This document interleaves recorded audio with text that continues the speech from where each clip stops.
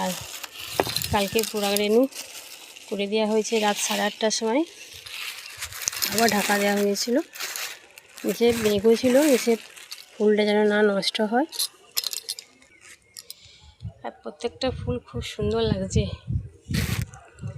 এরপর ফুলটি আস্তে আস্তে মুজে যাবে।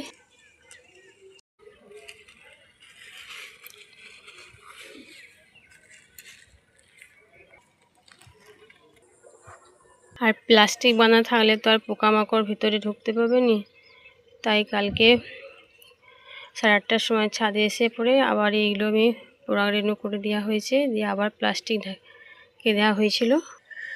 আর ফুলটিও দেখতে খুব সুন্দর লাগছে। বন্ধুদের কেমন লাগলো অবশ্যই জানিও কমেন্টে।